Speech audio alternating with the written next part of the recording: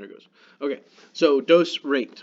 Dose rate has a direct relationship with the effect on the organism. That is to say, if you give somebody an amount of radiation over a shorter period of time than you gave it to the same amount of radiation to someone else, the person who got the radiation over the shorter time is going to be harmed more. Okay, the dose rate was higher. So let's put it into an example, because examples I think help a lot. So you have two patients. They both need radiation therapy. They're both human, about the same size, and they're going to get the same part of their body irradiated. So for all intents and purposes, they're the same two people. There's no difference between them.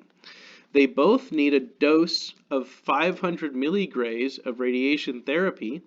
And so they're both going to come into the office, they're both going to go back to the radiation treatment area, and they're both going to get 500 milligrays of radiation. Patient A comes in, and for whatever reason, the techs decide to give that radiation dose over a 20-minute time frame. Okay? Patient B comes in, and patient B is in a hurry, so they're like, all right, we'll give you all your radiation in 10 minutes, okay? So one gets 500 milligray over 20 minutes, the other gets 500 milligray over 10 minutes time. The dose rate is how much radiation per minute. That's our rate, okay? So 500 milligray divided by 20 minutes is 25 milligrays per minute. Patient B, who was in the hurry, needs to get that done quick, gets it over 10 minutes. 500 milligrays divided by 10 minutes is 50 milligrays per minute. Who got more per minute? Patient B, right? Patient B has a higher dose rate, therefore patient B will have a greater effect from that radiation. Notice they both got the same dose, but the time that it was given over also matters, okay? So if you can choose to have a short exposure time for your patient or a long exposure time for your patient, which is better for the patient? What was the question? If you can choose to have a short exposure time for your patient or a long exposure time for your patient, which of those two options is best for the patient? Ooh. All right, so longer and why? Yeah, so so if you can choose to have a short exposure time versus longer, you said longer is better, right? Yeah. So defend yourself. Why is longer better? You're breaking them down to, say, like an example, patient B. So he has to wait longer time, but less of a milligrade. And it'll have less effect. So who had the longer exposure time here? Patient A or patient B? Patient A. Patient A. So who, in this case, who had it, but who is better off? Patient A, right? Because it's over a longer time, right? The dose rate for patient A was lower than the dose rate for patient B, okay? So it's okay if you change your mind now, but when you did answer it, who answered short was better? All right. If you change your mind, that's fine, but what was your thought process for shorter is better? I know. Went with one? That's fine. Yeah. Francisco, you said shorter is better. Even if you changed your mind already, what was the thought process for shorter being better? It's just a faster X-ray, shorter exposure time for the patient. Yeah, so shorter exposure times are better if the dose was lower, right? Like if patient A got an exposure over, let's say patient A got an exposure over 20 minutes, patient B got an exposure over 10 minutes, right? Patient B would have been equally as affected as patient A if patient B got half the amount of radiation, right? So if the dose and the time went down, but then the dose rates would be the same, okay? So if patient B got 250 milligray over 10 minutes and patient A got 500 milligray over 20 minutes, they would have in equal doses, right? But the dose rate would be the same, okay? So dose and dose rate are going to be two different things, okay? Whatever the dose is, and in this example, the dose was the same for both patients, okay? The patient who has the dose given to them over the shorter period of time gets more harm, is more harmed than the patient who gets the dose given to them over the longer period of time, okay? So extending the dose what I'm going to give you the term for it in a second here. It's called protracting the dose. Protracting the dose for patients lowers the dose rate and lowers the harmfulness of the exposure. It's better to get a radiation exposure over a longer period of time than it is to get that same amount of radiation over a shorter period of time. So if you're choosing what's best for your patients, and you want to say, I have two options to make, because those of you who have been in the X-ray room, some of you haven't, but those of you who have been in the X-ray room know that when you make an X-ray exposure, you set exposure times, right? And you set how much radiation I want to use and how much time I want to let it happen for, right? And you might have multiple ways of doing it that are equivalent. I can give a dose over, 1 second, or I can give that same dose, but give that dose only lasting for half a second, right? If I'm choosing for what's best for my patient as far as how harmful the radiation would be, the dose rate, I'm going to choose the longer exposure time. However, that's not the whole story. This is the radiation safety side of the story. So so you're an X-ray tech in the X-ray room, those of you who have done this. What else are you also thinking about when you're thinking about exposure time? Yes, so say it louder so everyone can hear it. You're worried about movement, patient motion, right? So I just said for the patient, as far as dose rate goes, longer exposures are better, okay? But a longer exposure time gives more of an opportunity for the patient to move, right? Which, if they do move, can blur the image, causing you to have to repeat the image. So you have to understand that there's different ways to think about this, okay? You can think about this from a radiation safety standpoint. And from a radiation safety standpoint, for the patient, the longest exposure is the best one for the patient. It lowers their dose rate. However, it increases the likelihood that they may move during the exposure, okay? Which could cause you to have to repeat the exposure. So you have to weigh these things, okay? I'm going to go through, there's a module where I'm going to say, very plainly, use the shortest possible exposure time, right? And then in this module, I'm going to say, the longest exposure time is best for the patient, okay? Because both things are true. The longer exposure times are better for the patient because, as you can see, it lowers the dose rate. However, you have to take into account when you lengthen exposure times, there is the risk of patients moving. Either way, though, you can't deny that the simple math that says longer is better. The dose rate is lower when the exposures are longer. Okay? All right. So we call this protracting the dose. Okay? This matters really very little in diagnostic radiography because, as you know, as some of you know, the exposure times that we're using are not long to begin with, and the doses we're using are already very low, okay? So we're talking about this, but we're talking about this mostly in a theoretical context, okay? Because giving a patient of a dose of 5/100ths of a second versus a dose being given over 1/10 of a second, even though those exposure times, one's twice the other, these are very short exposure times and very small doses of radiation, okay? But even small doses of radiation still matter, right? That's the whole idea of learning this, is that even small doses matter, and if you can lower their dose rate, you're doing better for the patient. All right, so protraction, extending the delivery. Importantly, from remembering these two this and the next coming term, protraction is extending a dose, but over a single dose, and extending that single dose over a long period of time, over one period of time though, okay?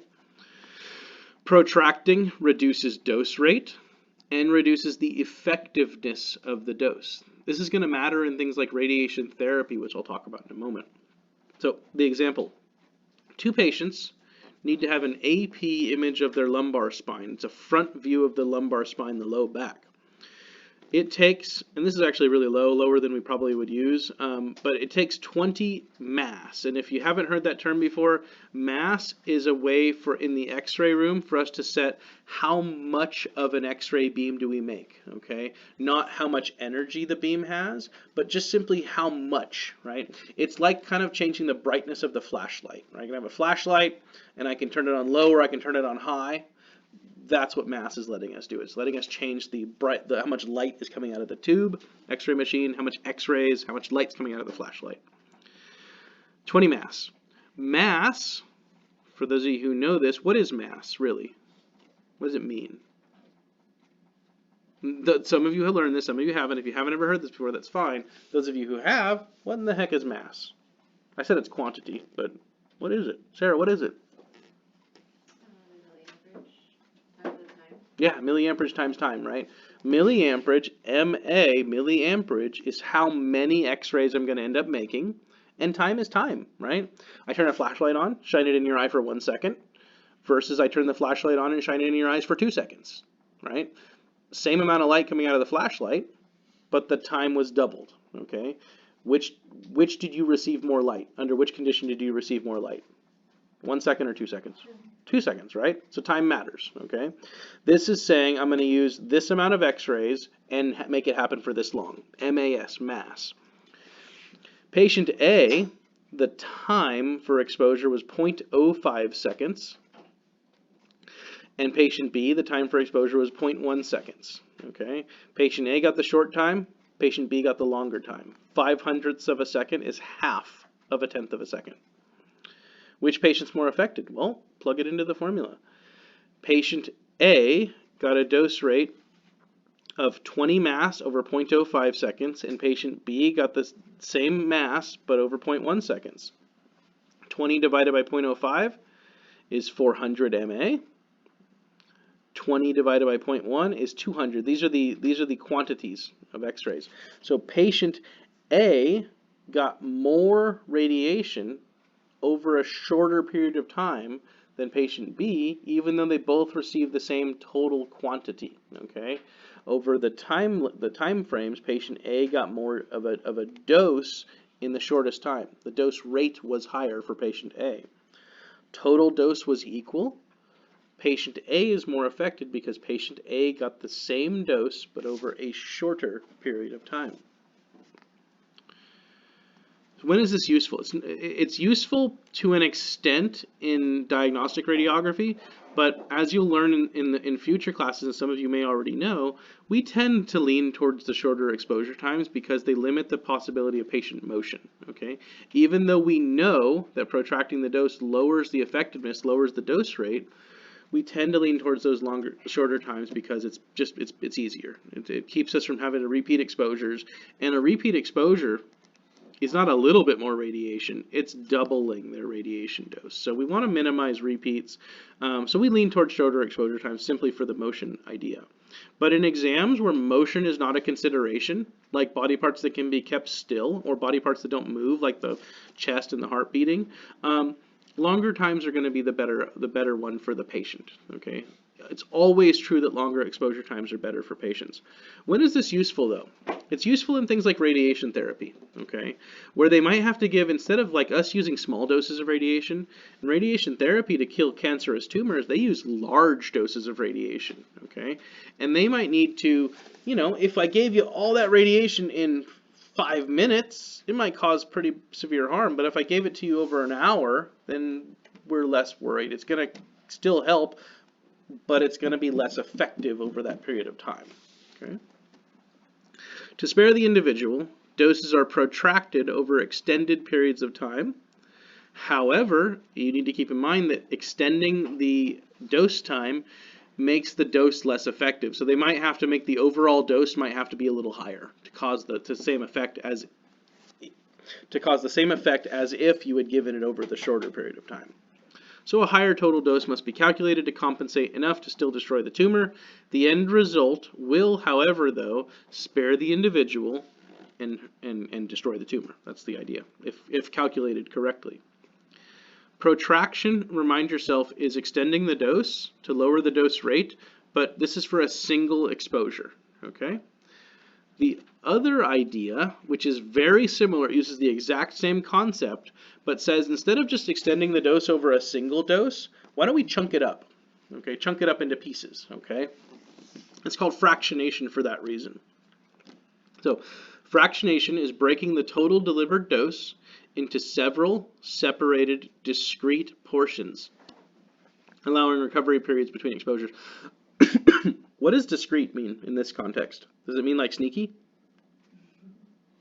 No, probably not because I'm leading. What does it mean then?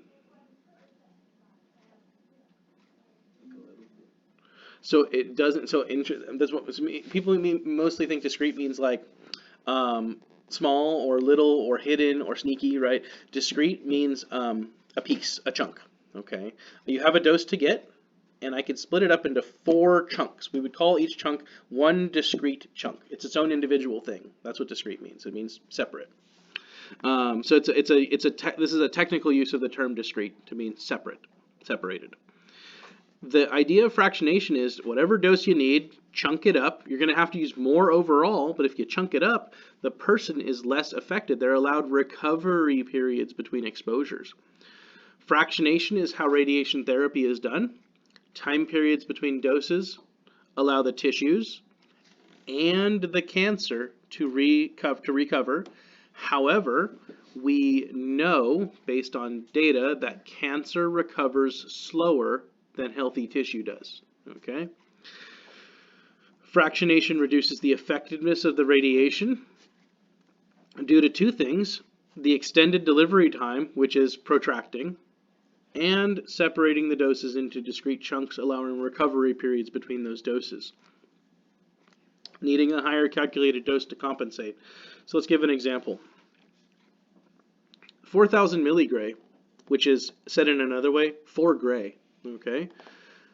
What is 4 gray? Like, what can 4 gray do if given to the entire body? Kill you, right? If 4 gray was given to everyone in this room, to their whole bodies, half of you die in the next 30 days. Period. We just know that, okay? So 4 gray is a lot. If you give 4 gray to somebody in one time, they die. We learned that. It's the LD 5030, okay? It'll destroy the cancer, but it will also destroy the person, kill the person. However, if you fractionate it into 10 doses, you instead, and I didn't do the calculations, I'm trusting them, but instead of giving it in 4 gray, the person now needs 6 gray, because each dose is a little less effective now. So 10 doses split into 6 gray. The patient will recover, right? Patient will recover, survive the dose because of the recovery periods between the doses. This should be 600 milligray. Does everyone agree? 6,000 divided by 10? 600? Yeah, okay, good. It should be 600. That's a typo. Okay. But anyways, the point is that if you split it into 10 doses, okay, you need more overall, but the person gets to survive. The cancer dies, the person survives. So this is an example of how you can plot that on a graph, okay? On this graph, so you got the graph. On this graph, the dark green line are cancerous cells, and the dotted ghosted line are normal cells. And what you have is you have each one starting at 100%, okay? So cancerous cells start at 100% of the number of cells alive, and you start with 100% of your tissue cells alive. Along the x-axis, you have dose 1, 2, and 3. After dose 1, cancerous cells drop down to a low percentage. Notice in the dotted line that the tissue cells also dropped down to a low percentage too. Okay? And now between dose 1 and dose 2, the cancer cells get to regrow back to here. Okay? The tissue cells also get to regrow. Notice how the tissue cells in the dotted line have regenerated almost back to 100%, but the cancer cells have not. They started here, and the cancer cells have now only made it back to here. Okay? You get to dose 2. After dose 2, because the cancerous cells couldn't recover all the way, they are very severely damaged now. The cancerous cells are dying now. Okay? The tissue cells were also hurt. They dropped down to here. Less than the cancerous cells. So the tissue cells got damaged, but not as much. And now you go from dose 2, after dose 2, and recovery to dose 3, tissue cells regrow back to here. Cancer cells regrow, but only to here. So now you're seeing the gap between cancer cells and tissue cells growing. Okay? And at dose 3, cancer cells drop off the map. That means cancer cells go to 0. Okay? If there are no cancer cells left, then there is no cancer. Okay? And so cancerous cells went to 0% of those cancerous cells surviving. The tissue cells also dropped, but importantly, the tissue cells didn't drop to 0. That'd be death for the organism. The cancerous cells dropped to 0. The tissue cells dropped pretty low, but guess what? You're done with your radiation therapy now. Okay, now you just get to go home and recover, and your normal cells regrow back to 100%. But because you destroyed all the cancerous cells, no cancerous cells should regenerate, and you should be cancer-free from this treatment. Okay, so this is a way of plotting it to show you that you give a dose, it hurts everything, but if you allow a recovery time, tissue cells should regrow faster than cancerous cells, and if you keep this going, you will eventually kill off the cancerous cells without killing off the organism. Of course, the organism has to be able to survive this, right? This is definitely not an easy thing for the organism, but assuming they can survive it, then they get out on the other side of this cancer-free, okay? And that's how fractionation can help that happen. Okay. There's just a couple more concepts I'm going to get out to you guys today. One of them is the fact that in the presence of oxygen, radiation damage increases. This is something called the oxygen enhancement ratio. You will need to make precisely 0 calculations with it. All you need to remember here is that in the presence of oxygen, high oxygen environments, whatever effect was going to happen happens more easily. So when would you be in the presence of high amounts of oxygen? Well, such as in a hyperbaric oxygen chamber. Or, where in your body do you encounter high volumes of oxygen? Your brain has a lot of O2 circulating in your bloodstream. But where specifically are you bringing large bulk quantities of oxygen into your body? Your lungs, right? You're breathing. So the problem is that bringing large amounts of oxygen, or in the presence of large amounts of oxygen, there is a higher likelihood of developing the free radicals from X-rays ionizing O2 molecules, okay, oxygen molecules. Remember, I erased it already, but remember oxygen, right? What was the atomic number for oxygen? 8. And so its inner shell, its inner K shell is going to have 2 electrons, right? And that leaves 6 more electrons for the valence shell, right? 6 electrons in the valence shell for oxygen. How many more electrons is oxygen going to try to hold on to? 2 more. By the way, that's why O2 can join up with itself. It can bond with itself. It tends to be together. But if you break O2 apart into O and O, right, 2 O's, an oxygen molecule, an oxygen atom by itself will be neutral. It'll have 8 protons, 8 electrons. It'll be electrically neutral, but importantly, its outer shell is incomplete. Its outer shell would like to have 8, okay? So an electrically neutral oxygen atom is a free radical. It's going to try to make a chemical bond with anything that it can.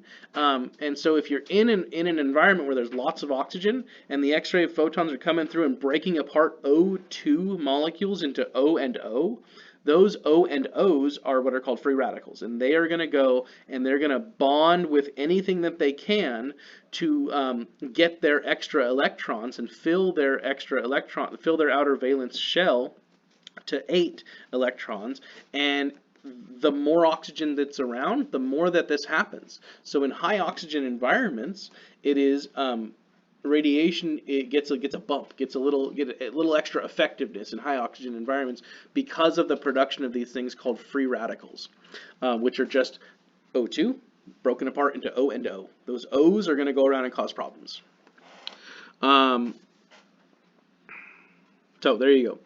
As we recap from earlier, all chemical toxins created by radiolysis of water are combinations of hydrogen and oxygen.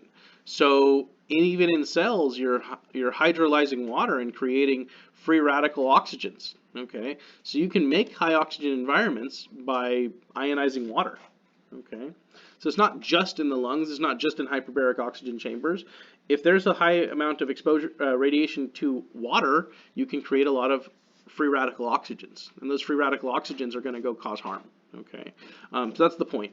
There's a formula for it. It's less important, but here's the formula. The oxygen enhancement ratio is whatever the dose required under anoxic conditions to produce a given effect divided by the dose required under aerobic conditions to produce the same effect. Effectively, anoxic is an environment without oxygen. Whatever the dose required would be to do the thing you want to do in that environment, compare that to the dose required under the oxygen condition, and that would give you your ratio. Again, I'm not going to ask you to make any calculations with that. I'm just going to ask you to remember the fact that ionizing O2, oxygen molecules, makes free radicals. Those free radicals can go and then change the shape of molecules. We worry about it changing the shape of DNA molecules, making the breaks in the DNA molecules that we talked about earlier.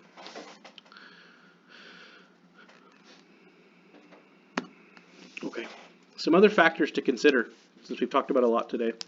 Other factors to consider: the age of the organism. Okay, either the very old or the very young, they are highly sensitive. Why are they even said it, so I'm just going to say it. The very young are very sensitive because of the law of Burgoni and Trabando. I would hope someone can give me the quick bullet points. What is the law of Burgoni and Trabando, and why is it important?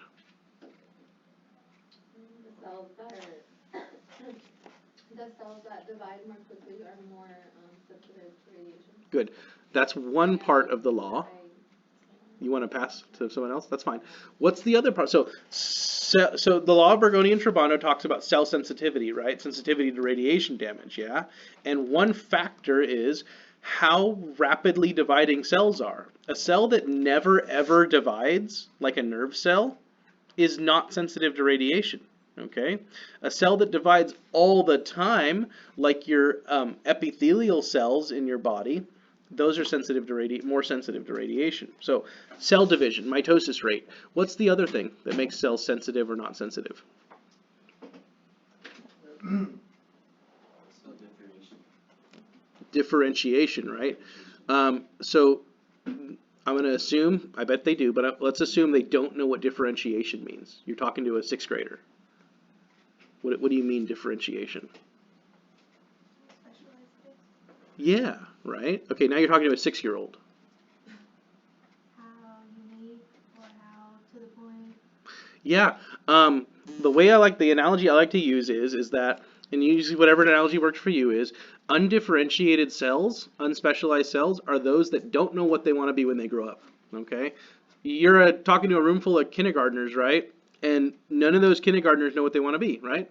They want to be a police officer, a fireman, a school teacher, an X-ray tech, right? They don't know what they want to be. They're on a path, and they're going to have to figure it out, right? They are not specialized yet, okay? But you guys are in a very technical vocational program. You know what you want to be. You're specializing right now, right? How are you specializing? You're coming to class, you're learning some techniques, you're learning some information, you go out to your clinics, you're learning how to perform x-rays. You're specialized, right? I can't take you and go put you in the environment of a marine biologist, right? You're not going to be able to do the job. You're specialized, right?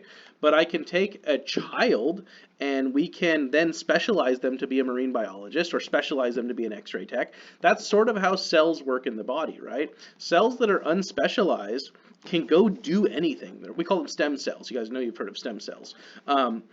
But the other problem is that because they're so unspecialized, stem cells, they're more susceptible to harm. Okay, it's easier to hurt unspecialized cells than it is to hurt very specialized cells. An example of an undifferentiated, unspecialized cell in humans are bone marrow cells, okay? Erythroblasts, cells that are going to go and become red blood cells, but they're immature. Immature ova and sperm, right? On their path to being matured ova and sperm, those are undifferentiated. Undifferentiated, non-specialized cells that don't know what they want to be yet, they're susceptible to harm. They're most susceptible.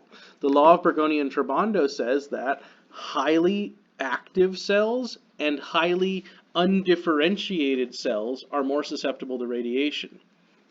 Nerve cells are the best example of cells that are very specialized and have no mitosis rate. They're the least easy to harm. They're the hardest to hurt. Genetic cells, sperm and ova, when they're immature, are the easiest to hurt. Okay? So young people are sensitive due to the law of Bergoni and Trabando. Young people have undifferentiated and highly mitotic cells. That means they're easy to hurt. Okay, and it gets easier to harm them. They become more radiosensitive the younger that they get, all the way back to the early stages of gestation. The elderly are easier to harm because every process in as we age slows down. That means cell repair slows down. Okay, mitosis rate slows, that's a good thing. Specialization goes up, that's a good thing. But the ability for the body to repair, that slows down as we age. Okay, there's more likely to have cell death than there is to be cell repair in an elderly person. Things to take away: first trimester embryos, 10 times more radiosensitive than adults. Newborns and 9-month-old fetuses, just more, 2 times more sensitive about than adults. Still, they're fully formed for the most part. They're newborn, they're alive, they got lungs and hearts and skin and all that. They're fully formed, but they're still more radiosensitive because their cells are highly mitotic. You got to go from being like a little 7-pound, 6-ounce child to being, in a year's time being 2 or 3 times that size, right? In a few years' time being 5 or 10 times that size, right? You got to get big quick, okay? And then you get to us, by puberty you get to adult size, and so then in that 12 or 14 years, you go from being this big to being adult sized, right? There's a lot of growth that happens. That means mitosis is high. That means specialization was low and becomes high, and those things matter. Okay, other things to think about. Chemical agents in the body. I won't spend much time on this because we don't worry about chemistry too much, but there are chemicals that make environments more sensitive, more radiosensitive. Vitamins such as vitamin K, other things make the body more sensitive. Radioprotectors that would make the body less sensitive. Sulfur and hydrogen. Too toxic for human use, so it doesn't really matter for us. But chemical agents can change the effectiveness of radiation.